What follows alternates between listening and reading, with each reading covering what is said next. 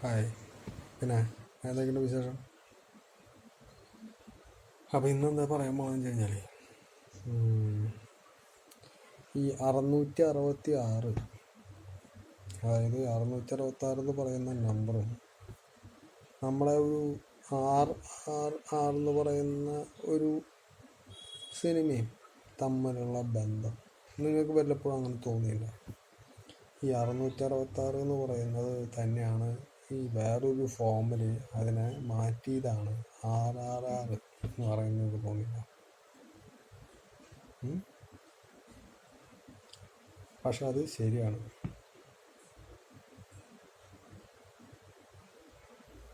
ഈ 3 പേരുടെ പേരിൻ്റെ ഉള്ളിലത്തെ 6 എടുത്ത് വെച്ചിട്ട് ആണ് ആ സിനിമ ഉണ്ടാക്കിയേക്കണമെങ്കിലും അതിൻ്റെ അടിയിൽ കിടക്കുന്ന ചിന്താഗതി എന്ന് പറയുന്നത് ഈ RRRൻ്റെ ഫോമിലേക്ക് ഒരു സിനിമേനെ കൊണ്ടുവരിക എന്നുള്ളതാണ്. 666ൻ്റെ ഫോമിലേക്ക്, ആ പേരിൻ്റെ ഫോമിലേക്ക് ഒരു സിനിമേനെ കൊണ്ടുവരിക എന്നുള്ളതാണ് ഈ 666 ഇംഗ്ലീഷ് ലെറ്ററിൽ 3 6 വരുന്നത്. അതുപോലെ ഈ 666 എന്ന് പറയുന്ന സാധനം തന്നെ എന്താ പറയുക,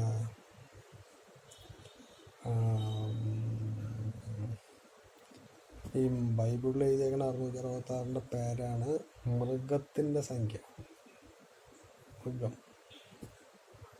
ഈ മൃഗമാണ് എന്ത് സിനിമയായിട്ട് വരുന്നത്, അല്ലെങ്കിൽ ആ സിനിമയുടെ ഫോമിലായിട്ട് വരുന്ന സിനിമ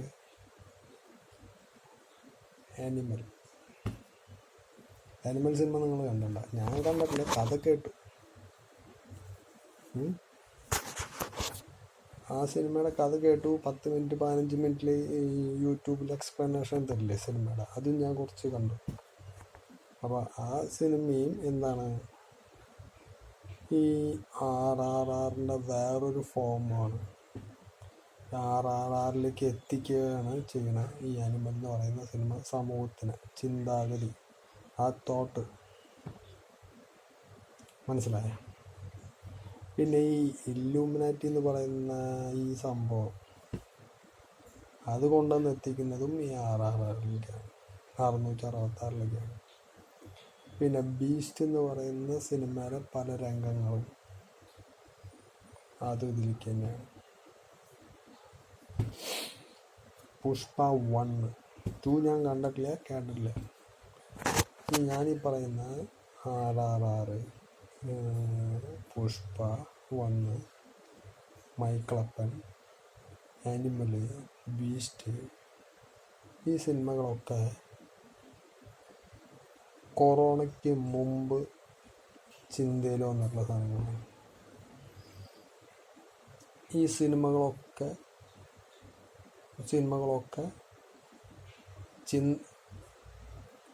ഈ കലാകാരന്മാരുടെ തലയിലേക്ക് കയറിയത് കൊറോണ സമയത്താണ്.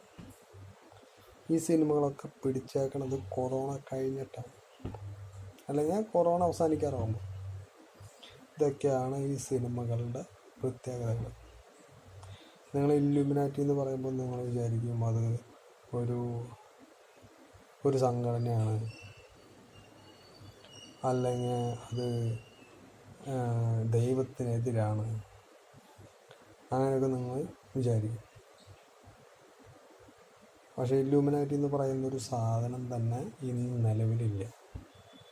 നിങ്ങളുടെ ചിന്തകളിലേക്ക് കയറ്റിവിടുന്ന ഒരു ബിസിനസ് അല്ലെങ്കിൽ ഒരു കലാപരമായ ഒരു ട്രിക്കാണ് ഈ ഇല്ലുമിനാറ്റി എന്ന് പറയുന്നതാണ്. ഈ ഇല്ലുമിനാറ്റി ഇല്ല, അല്ലെങ്കിൽ ഇല്ലുമിനാറ്റി ഉണ്ട്, അങ്ങനെ പള്ളിയിലച്ചന്മാർ തന്നെ 2 തരത്തിൽ ഈ ഇല്ലുമിനാറ്റിനെ പറ്റി പറയുന്നത് നമുക്ക് ശ്രദ്ധിച്ചിട്ടുണ്ട്. ഒരു അച്ഛൻ പറഞ്ഞു, ഇല്ലുമിനാറ്റി എന്ന് പറയുന്ന പാട്ടിനെ പറ്റി പറഞ്ഞു, ഈ ഇല്ലുമിനാറ്റി നമ്മളെ ദൈവത്തിനെ എതിർക്കുന്ന അല്ലെങ്കിൽ ദൈവവിശ്വാസത്തിനെ എതിർക്കുന്ന ആൾക്കാരുടെ ഒരു സംഘടനയാണ് ഇല്ലുമിനാറ്റി എന്ന് പറയുന്നത്. അതേ സമയത്ത് തന്നെ വേറൊരു യൂട്യൂബ് ചാനലിൽ തന്നെ ഞാൻ ഒരു അച്ഛൻ പറയണേ ഉള്ളൂ, ഇല്ലുമിനാറ്റി എന്ന് പറയുന്ന സാധനമില്ല. ഞാൻ 100% ഒത്തു വരാം. ഇന്നത്തെ ഈ ലോകത്ത് ഇല്ലുമിനാറ്റി എന്ന് പറയുന്ന ഒരു സാധനമില്ല. പകരം ഒരു സാധനം ഉണ്ട്. അതെന്താണെന്ന് മനസ്സിലാക്കാൻ കറക്റ്റായിട്ട് പോയിൻ്റ് ചെയ്ത് പറയാം. ഇന്ന ഇന്ന ഇന്ന സാധനങ്ങളിൽ ഒരു സാധനമെന്ന് അത് പറയാൻ പറ്റും. പക്ഷെ കറക്റ്റായിട്ട് പോയിൻ്റ് ചെയ്ത് പറയാൻ കുറച്ച്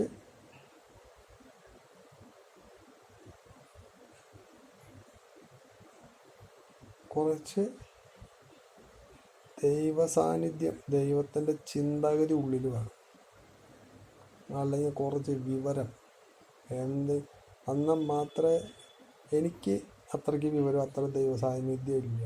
പക്ഷെ ഞാൻ കാര്യങ്ങൾ നിങ്ങൾക്ക് എക്സ്പ്ലെയിൻ ചെയ്തു തരാം. ഈ ബൈബിളിൻ്റെ വെളിപാടിൻ്റെ പുസ്തകം എന്ന് പറയുന്നൊരു പുസ്തകമാണ്. ബൈബിളിലെ ഏറ്റവും അവസാനത്തെ പുസ്തകം. ഈ ബൈബിളിലെ ഏറ്റവും അവസാനത്തെ പുസ്തകത്തിൽ 666 പറ്റി പറയുന്നുണ്ട്. വ്യാജ പ്രവാചകന്മാരെ പറ്റി പറയുന്നുണ്ട്. മൃഗത്തിനെ പറ്റി പറയുന്നുണ്ട്. ഒരു മൃഗത്തിനെ പറ്റില്ല, 2 മൃഗത്തിനെ പറ്റി പറയുന്നുണ്ട്. ഈ 2 മൃഗം എന്ന് പറയുന്നത് എന്താന്ന് ഇന്നും ഈ ലോകത്തുള്ളവർക്ക് മനസ്സിലായിട്ടില്ല, മനസ്സിലാക്കാനും പറ്റില്ല. 2 മൃഗം, അതിലൊരു മൃഗം മറ്റേ മൃഗത്തിനെ ആരാധിക്കാൻ പറയണം. അതെന്തിട്ട് ഒരു മൃഗം മറ്റേ മൃഗത്തിനോട് ആരാധിക്കാൻ പറയണം?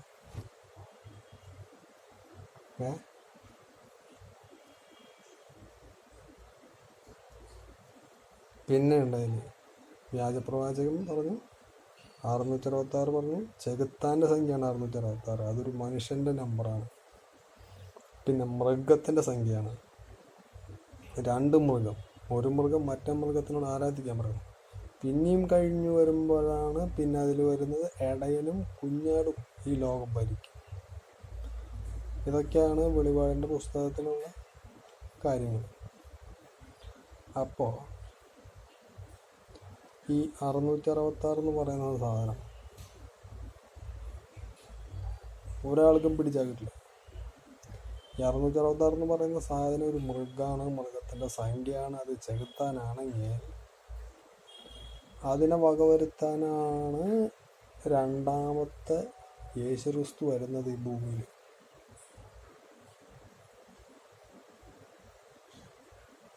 യേശുക്രിസ്തുവിലെ 2ാം വരവ്.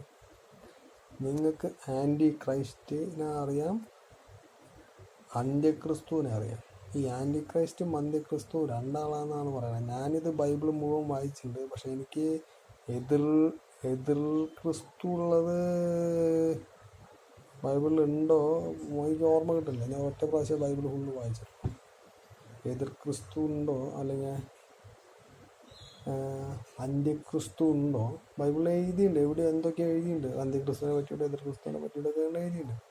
എതിർ ക്രിസ്തു അങ്ങനെ അങ്ങോട്ട് എഴുതിയിട്ടുണ്ടോ എന്ന് എനിക്ക് ഉറപ്പില്ല. പക്ഷെ വായിച്ചു നോക്കുക, എനിക്ക് കറക്റ്റായിട്ട് അതിൻ്റെ ഓർമ്മ നിൽക്കുന്നില്ല. അത് വായിച്ചു നോക്കിയാലേ അറിയാൻ പറ്റുള്ളൂ. അത് ഒന്നുകൂടി വായിച്ചു നോക്കിയാൽ വീണ്ടും വായിച്ചു നോക്കിയാൽ അത് എവിടെ എന്തൊക്കെയാണെന്നൊക്കെ കറക്റ്റ് അറിയാൻ പറ്റുള്ളൂ. അപ്പോൾ ഈ എതിർ ക്രിസ്തു അന്ത്യക്രിസ്തു. അപ്പം നമ്മൾ ഈ ക്രിസ്ത്യാനികളുടെ ഇടയിലാണ് ഈ 666 അതേപോലെ എതിർ ക്രിസ്തു ഉള്ളത്. ആൻറ്റി ക്രൈസ്റ്റ് എന്ന് പറയുന്നൊരു സാധനമുള്ളത്. അതെങ്ങനെ ഈ ആൻറ്റി ക്രൈസ്റ്റ് എന്നുള്ള പേര് വന്നു, എതിർ ക്രിസ്തു എന്നുള്ള പേര് വന്നു എന്നറിയില്ല. അന്ത്യക്രിസ്തു എന്ന് പറയുന്നത് ആരാണ്? 2ാമത്തെ വരണ ക്രിസ്തു. എതിർ ക്രിസ്തുവിനെ വന്നിട്ട് അന്ത്യക്രിസ്തു കൊല്ലുന്നാണ് എൻ്റെ ഒരു കാഴ്ചപ്പാട്.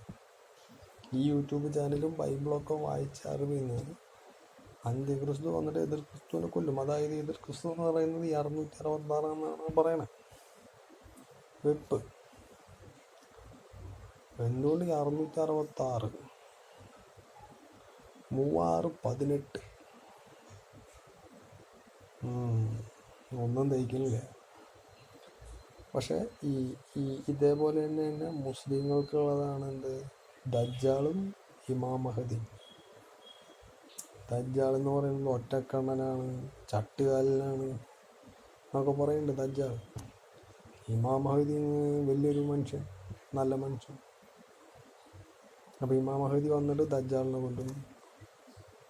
അന്ത്യക്രിസ്തു വന്നിട്ട് എതിർ ക്രിസ്തുവിനെ കൊല്ലും ക്രിസ്ത്യാനികൾക്ക്. പിന്നെ എങ്ങനെയാണ്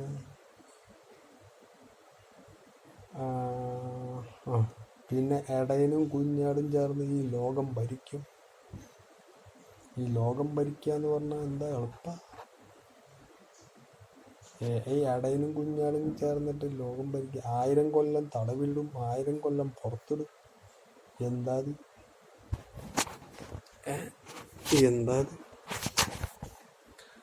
വലുത് മനസ്സിലാവണ്ട? എനിക്ക് മനസ്സിലായ കാര്യം ഞാൻ നിങ്ങളോട് പറഞ്ഞു കഴിഞ്ഞാൽ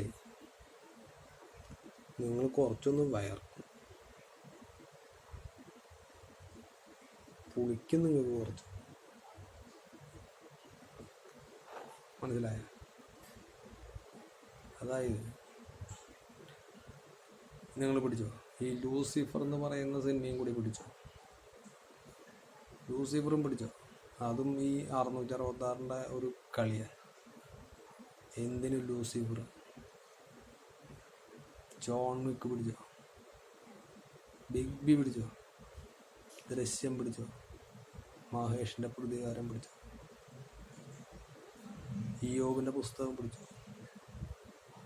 ഇതൊക്കെ ഈ കാലഘട്ടത്തിലുള്ള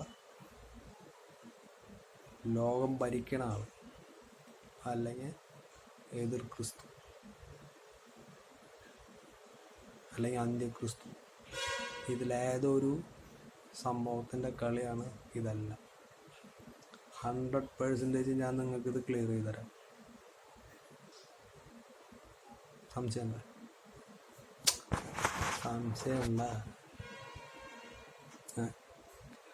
നിങ്ങൾ നിൽക്ക്.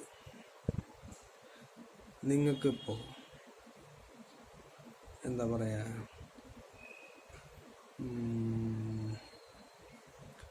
നിങ്ങൾക്കിപ്പോൾ ഒരു ഒരു ഒരു നിങ്ങൾക്ക് അറിയണ ഒരു കാര്യം എടുക്കും. ഒരു പ്രകാശം എന്ന് പറഞ്ഞാൽ വെളിച്ചം. പ്രകാശം നമ്മളെ ഫിസിക്സിലെ പ്രകാശം. അതിന് 2 സ്വഭാവമുണ്ട്. ഒന്ന് കണിക സ്വഭാവമുണ്ട്, തരംഗ സ്വഭാവമുണ്ട്. Particle നേച്ചറും wave നേച്ചറും. പ്രകാശത്തിന് 2 സ്വഭാവമുണ്ട്, ഇല്ലേ? ശരിയല്ല? അതേപോലെ തന്നെ നമ്മുടെ ഇലക്ട്രിസിറ്റി, ഇലക്ട്രോണിന് 2 സ്വഭാവമുണ്ട്. ഏതൊക്കെയാണെന്നറിയോ? കണിക സ്വഭാവവും തരംഗ സ്വഭാവം. ഈ കറണ്ട്, ഈ പ്രകാശത്തിനുള്ള പോലെ തന്നെ ഇലക്ട്രോണിനും 2 സ്വഭാവം. മനസ്സിലായ? ഈ ഇലക്ട്രോണിനുള്ള 2 സ്വഭാവം നമുക്ക് ഒരിക്കലും ഈ ശാസ്ത്രലോകത്തിന് അതൊന്നും തെളിയിക്കാൻ, അല്ലെങ്കിൽ അതിനെ പരീക്ഷണം നടത്തിയിട്ട് അതിനെ കീഴടക്കാൻ പറ്റിയിട്ടില്ല. അവരുടെ ഈ ഇലക്ട്രോണിൻ്റെ സ്വഭാവം. ഈ ഇലക്ട്രോണിന് വേറെ ഒരു തരം മനുഷ്യന്മാരായിട്ട് ചേർന്നിട്ടുള്ളൊരു സ്വഭാവമുണ്ട്. എന്നിട്ടാണെന്നറിയോ? ഇപ്പം മനുഷ്യന്മാർ കിടന്നുറങ്ങുമ്പോൾ സ്വപ്നം കാണും. ഈ സ്വപ്നം നമ്മൾ കാണുമ്പോൾ നമുക്ക് ഉറങ്ങണ ഒരു ലൈഫ് 1, സ്വപ്നം കാണുമ്പോഴുള്ള ലൈഫ് 2. അപ്പോൾ 2 ലൈഫായി അവിടെ. നമുക്ക് സ്വപ്നത്തിൽ ശരിക്കും ജീവുള്ള പോലെ തോന്നില്ലേ? അങ്ങനത്തെ 2 ലൈഫ്. അഥവാ ഇനിയിപ്പം നമ്മൾ സ്വപ്നത്തിൽ നിന്ന് വേറെ ആരെങ്കിലും വന്ന് നമ്മളെ വിളിക്കുകയാണെങ്കിൽ നമ്മൾ എന്ത് ചെയ്യും? സ്വപ്നത്തിലെ ജീവിതത്തിൽ നിന്ന് റിയൽ ലൈഫിലേക്ക് ഒരു ട്രാൻസിഷൻ സംഭവിക്കും, ഒരു മാറ്റം സംഭവിക്കും, ഒരു ചേഞ്ച് സംഭവിക്കും. സ്വപ്നത്തിൽ നിന്ന് എനിക്ക് റിയൽ ലൈഫിൽ വന്ന് വീഴും. ഇതേപോലെ തന്നെ ഒരു പ്രത്യേക തരം സ്വഭാവം നമ്മുടെ ഇലക്ട്രോണിനുണ്ട്. ഈ ഇലക്ട്രോണിന് ഒരിക്കലും നമുക്ക് ട്രാപ്പ് ചെയ്യാൻ പറ്റില്ല. അതായത് ഈ ഇലക്ട്രോണിന് ഒരു മലയാള എക്സ്പ്ലനേഷൻ ഞാൻ കേട്ടതനുസരിച്ചിട്ട്, ഇലക്ട്രോണിനെ പിടിക്കാൻ മുമ്പിലൊരു എക്യുപ്മെൻ്റ് വെച്ചിട്ടുണ്ടെന്ന് ഇലക്ട്രോണിനും മനസ്സിലായി കഴിഞ്ഞാൽ ഇലക്ട്രോൺ ആ വഴിക്ക് പോവില്ല. ഏതാണ്ട് നമ്മൾ ഉണർന്നിരിക്കുമ്പോൾ സ്വപ്നം കാണില്ല, അവനെ ഉറങ്ങാൻ സമ്മതിച്ചാൽ മാത്രം അവൻ സ്വപ്നം കാണുള്ളൂ എന്നുള്ള ഒരു തരത്തിലാണ് മനുഷ്യൻ, അല്ലേ? കണ്ണുറന്ന് സ്വപ്നം കാണുന്നവരുണ്ട്, ഇല്ല എന്നല്ല. പക്ഷെ ഉറങ്ങണ നേരത്താണ് മനുഷ്യൻ സ്വപ്നം കാണുന്നത്. എന്ന പോലെ തന്നെ ഇലക്ട്രോണിനെ വിട്ടുകൊടുത്താൽ മാത്രമേ ഇലക്ട്രോണിൻ്റെ പ്രത്യേകതര സ്വഭാവങ്ങൾ പുറത്തു വരുള്ളൂ. അവനത് നോട്ടിഫൈ ചെയ്യാനും അവനെ എക്സ്പെരിമെൻ്റ് നടത്തി അവനെ ഒതുക്കാനും നോക്കിയാൽ അവൻ ആ സ്വഭാവം പുറത്തെടുക്കില്ല. ഫ്യൂച്ചർ മനസ്സിലാക്കിയിട്ട് കളിക്കുന്ന പോലെയാണ് ഇലക്ട്രോൺ ആ എക്സ്പെരിമെൻറ്റിൽ കളിക്കുക എന്നാണ് ഒരു ഒരു ഒരു യൂട്യൂബർ പറഞ്ഞ. അപ്പോൾ ഇലക്ട്രോണിന് 2 സ്വഭാവം, പ്രകാശത്തിന് 2 സ്വഭാവം, അല്ലേ? ഈ പ്രകാശത്തിൻ്റെ ഇലക്ട്രോണിൻ്റെ ഒക്കെ സ്വഭാവം ഏതാണ്ട് എന്താണ് ഒരേപോലെയാണ്. ഈ പ്രകാശം എങ്ങനെയാണോ ഈ ലോകത്തിലെ കാര്യങ്ങളിൽ ഇടപെടണത്, അതേപോലെ തന്നെയാണ് ഇലക്ട്രോണും ഈ ലോകത്തിലെ കാര്യങ്ങളിൽ ഇടപെടണത്. ഈ പ്രകാശം കടത്തിവിടുന്ന സാധനങ്ങൾ. ഞാനൊക്കെ ഒരു അധ്യാപകനായി. ഒരു അധ്യാപകൻ എന്ന് പറഞ്ഞു കഴിഞ്ഞാൽ ഒരു 9ാം ക്ലാസ്സിലും 10ാം ക്ലാസ്സിലൊക്കെ പഠിപ്പിക്കുന്ന പിള്ളേർക്ക് ടെക്നിക്കൽ ഹയർ സെക്കൻഡറി സ്കൂളിൽ ഇലക്ട്രോണിക്സ് പോലുള്ള സബ്ജക്റ്റിൻ്റെ ബേസിക്സ്, വലിയ കോളേജിൽ പഠിപ്പിക്കാനുള്ള അറിവോ അല്ലെങ്കിൽ ആ ലെവലൊന്നുമില്ല, ബേസിക് ആയിട്ടുള്ള കാര്യങ്ങൾ, റെസിസ്റ്റർ, കപ്പാസിറ്റർ, ഇൻഡക്ടർ, അങ്ങനത്തെ ചെറിയ ചെറിയ കാര്യങ്ങൾ, അങ്ങനത്തെ പഠിപ്പിക്കുന്ന ഒരു അധ്യാപകനായിട്ട് ഞാൻ ആദ്യമായിട്ട് ജീവിതത്തിൽ ഒരു ജോലി കയറിയത്. അപ്പോൾ ഈ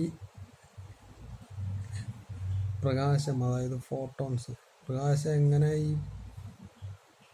ഈ മാധ്യമങ്ങളിലൂടെ സഞ്ചരിക്കണം, എയറിൽ കൂടെ, ഗ്ലാസ്സിൽ കൂടെ, അല്ലെങ്കിൽ പ്രകാശം കടത്തിവിടുന്ന വസ്തു, പ്രകാശത്തിന് സുതാര്യം, അതാര്യം, അർദ്ധതാര്യം എന്നൊക്കെ പറയുന്ന വസ്തുക്കളുണ്ടല്ലോ. പ്രകാശത്തിന് പകുതി കടത്തിവിടുക, പ്രകാശത്തിനെ റിഫ്ലക്റ്റ് ചെയ്യുക, പ്രകാശത്തിനെ ലെൻസ് വെച്ച് അതിനെ കോൺസെൻട്രേറ്റ് ചെയ്യുക, ഇതേപോലെയുള്ള കാര്യങ്ങൾ തന്നെയാണ് എന്തിൽ നടക്കുന്നത്, ഇലക്ട്രോൺസിൽ നടക്കുന്നത്. ഇലക്ട്രോണിനെ എന്ത് ചെയ്യുക, ഇലക്ട്രോൺസിനെ കടത്തിവിടുന്ന സാധനം, ഇപ്പോൾ കറണ്ടിനെ കടത്തിവിടാത്തത്, കുറേശ്ശെ കടത്തിവിടുന്നത്, കറണ്ടിനെ ആംപ്ലിഫൈ ചെയ്യണത്, കറണ്ടിനെ ചെറുതാക്കണത്, കറണ്ടിനെ വലുതാക്കണത്, കറണ്ടിനെ അതേപോലെയുള്ള സാധനങ്ങൾ തന്നെ ഇലക്ട്രോൺസും പ്രകാശവും, അല്ലേ?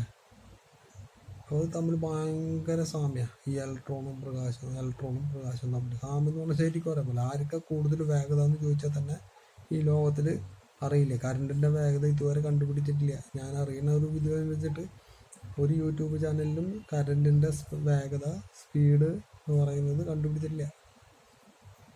പ്രകാശത്തിനേക്കാളും വേഗത ഏതായാലും ചിലപ്പോൾ കറണ്ടിന് ഉണ്ടാവാൻ സാധ്യതയുണ്ട്, എൻ്റെ ഒരു ബുദ്ധി വെച്ചിട്ട്. മനസ്സിലായോ? പ്രകാശത്തിൻ്റെ വേഗത കറണ്ടിനുണ്ടാവും, അതിനേക്കാളും കൂടുതലോ കുറയാൻ സാധ്യത ഇല്ല. പിന്നെ ഒരു കാര്യം കൂടി, ഈ പ്രകാശത്തിൻ്റെ വേഗതയിൽ സഞ്ചരിച്ചു കഴിഞ്ഞാൽ നമുക്ക് വയസ്സാവില്ല എന്ന് പറയുന്നത്. അതായത് പ്രകാശത്തിൻ്റെ വേഗതയിൽ സഞ്ചരിച്ചു കഴിഞ്ഞാൽ സമയം നിൽക്കുന്നു. പ്രകാശത്തിൻ്റെ വേഗതയിൽ സഞ്ചരിച്ചു കഴിഞ്ഞാൽ സമയം നിൽക്കണ കാര്യങ്ങളൊന്നുമില്ല. പ്രകാശത്തിൻ്റെ വേഗതയിൽ സഞ്ചരിക്കുന്ന പ്രകാശത്തിന് വയസ്സാവുണ്ട്. പിന്നെ എങ്ങനെയാണ് പ്രകാശത്തിൻ്റെ വേഗതയിൽ സഞ്ചരിക്കുന്ന മനുഷ്യന് വയസ്സാവാണ്ടിരിക്കുക? അല്ലെങ്കിൽ പ്രകാശത്തിനേക്കാളും കൂടുതൽ സ്പീഡിൽ പോയി കഴിഞ്ഞ് കഴിഞ്ഞാൽ വയസ്സ് പിന്നിലേക്ക് പോവുക? സമയം എങ്ങനെ പിന്നിലേക്ക് പോവില്ല. മനസ്സിലായ? ഒരു ലൈറ്റ് ഇയർ എന്ന് പറയുന്നത് പ്രകാശം ഒരു വർഷം കൊണ്ട് സഞ്ചരിക്കുന്ന ദൂരമാണ്. അതായത് സൂര്യനിൽ നിന്ന് പ്രകാശം ഭൂമിയിലെത്തണമെങ്കിൽ 8 സെക്കൻഡ് എടുക്കും. അപ്പോൾ പ്രകാശത്തിൻ്റെ പ്രായം എത്രയാണ്? 8 സെക്കൻഡാണ്. ഒരു ലൈറ്റ് ഇയർ സഞ്ചരിച്ചിട്ട് പ്രകാശം ഭൂമിയിലെത്തുന്നുണ്ടെങ്കിൽ ആ പ്രകാശത്തിൻ്റെ വയസ്സ് എത്രയാണ്? 1 വയസ്സാണ്.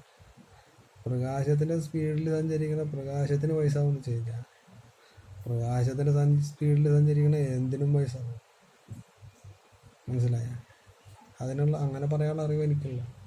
അതിൻ്റെ അപ്പുറത്തേക്ക് ക്വാണ്ടം സിദ്ധാന്തം തേങ്ങ ഫിസിക്സും വെച്ച് പറയാനുള്ള അറിവൊന്നും എനിക്കില്ല. അപ്പോൾ ഈ പ്രകാശത്തിൻ്റെ ഈ സ്പീഡിൽ സഞ്ചരിച്ച് കഴിഞ്ഞ് കഴിഞ്ഞാൽ പ്രകാശത്തിന് സ്പീഡിൽ സഞ്ചരിച്ച സമയം പിന്നിലേക്ക് പോകുമെന്ന് പറയുന്ന ഒരു തിയറി ഉണ്ടല്ലോ, അത് നടക്കാൻ പോണ കാര്യമില്ല. മനസ്സിലായി അല്ലേ? അപ്പോൾ അത് അത്ര കത്തിയുണ്ടല്ലേ. പിന്നെയുള്ള കാര്യം എന്താണെന്ന് വെച്ച് കഴിഞ്ഞാൽ, ഈ പിന്നെയുള്ള കാര്യം എന്ന് പറയുന്നത്, ഈ മൃഗം എന്ന് പറഞ്ഞു ഇല്ലേ, രണ്ട് മൃഗമില്ല, അതൊരു മനുഷ്യൻ്റെ സംഖ്യ എന്നാണ് പറഞ്ഞേക്കണം. ഈ രണ്ട് മൃഗത്തിന് പകരം അവിടെ ഒരു മനുഷ്യനാണ്. ആ മനുഷ്യന് ഈ പ്രകാശത്തിൻ്റെ പോലെയും ഇലക്ട്രോണിൻ്റെ പോലെയും രണ്ട് സ്വഭാവമാണ്. അത് പിടിക്കാൻ മനുഷ്യന്മാർക്ക് പറ്റില്ല. ഏത് സമയത്ത് ഏത് റേഞ്ചിലാണ് കളിക്കാന്ന് ആ മനുഷ്യൻ കളിക്കാന്ന് നിങ്ങൾക്ക് ചിന്തിക്കാൻ പറ്റില്ല. അതാണ് ആ മനുഷ്യൻ്റെ സംഖ്യ എന്ന് പറയുന്നത്. ആ മനുഷ്യൻ ആരാ? പോൾ. ആ മനുഷ്യരാ? വിവരം പോട്ടെ കിട്ടുക. അപ്പം അങ്ങനെ ഒരു മനുഷ്യനുണ്ടെന്ന് വിചാരിക്കും. അത്രയാണ്. പിന്നെ വേറെന്ത് പറയാ? പിന്നെയും വേറൊരു ആ ബൈബിളിൻ്റെ വേറെ അവസാന ഭാഗത്ത് ഇടയനും കുഞ്ഞാടും എന്ന് പറയുന്നു. ഇടയനും കുഞ്ഞാടും ചേർന്ന് ഈ ലോകം ഭരിക്കുന്നു. ഇടയനും കുഞ്ഞാടും ചേർന്ന് ലോകം ഭരിക്കണമെങ്കിൽ അതും ചിലപ്പോൾ ഇതേപോലെ തന്നെ ഒരു രണ്ട് നാച്ചുറുള്ള ഒരു വ്യക്തിയാവും. ഇടയെന്ന് വെച്ചാൽ അവൻ്റെ ക്യാരക്ടർ എന്താ? നയിക്കാനുള്ള കഴിവാണ് ഇടയൻ. 100 ആടുകൾ സംരക്ഷിക്കുന്ന ഇടയനാണെങ്കിൽ അതിലൊരു ആട് നഷ്ടപ്പെട്ടു പോയി കഴിഞ്ഞാൽ ബാക്കി 99 അതിന് ഇട്ടിട്ട് നഷ്ടപ്പെടാൻ അന്വേഷിച്ച് പോണ വ്യക്തിയാണ് ഇടയൻ. അതായത് സംരക്ഷിക്കാനുള്ള ഒരു കഴിവ്. കുഞ്ഞാടെന്ന് പറഞ്ഞാൽ എന്താ? അനുസരണയാണ് കുഞ്ഞാടിൻ്റെ ഏറ്റവും വലിയ ലക്ഷണം. ദൈവം പറഞ്ഞത് അതേപോലെ അനുസരിക്കുന്ന ഒരു വ്യക്തിയാണ് കുഞ്ഞാട്. അതും ചിലപ്പോൾ രണ്ടും ഒരാളാവാൻ സാധ്യത ഉണ്ട്. അപ്പോൾ ഈ ഇടയനും കുഞ്ഞാടിൻ്റെയും കാലശേഷം എന്താണ് ഈ ലോകം ഭരിക്കണം? ഈ ലോകം എങ്ങനെയായിരിക്കും? നിങ്ങൾ ചിന്തിച്ചില്ല? അന്ത്യക്രിസ്തു വന്നിട്ട് ഈ 666 എന്ന് പറയുന്ന മൃഗത്തിനെ കൊല്ലുകയാണെങ്കിൽ ഒക്കെ അന്ത്യക്രിസ്തു ഭരണമായിട്ടെടുത്തു. ശരിക്ക് ശരി, തെറ്റിന് തെറ്റ്, സ്വർഗം നരകം തരംതിരിച്ച് ഈ ലോകത്തെ എല്ലാത്തിനെയും ശരി തെറ്റും വെച്ച് തരംതിരിച്ച് നരകത്തിനും സ്വർഗത്തിനും കൊണ്ടിട്ട് ഓക്കെ ആണെങ്കിൽ ഓക്കെ. പക്ഷെ അപ്പം അവിടെ ഇടയനും കുഞ്ഞാടും ചേർന്ന് ലോകം ഭരിക്കുന്നു പറയുന്നത് എന്താ കേസ്?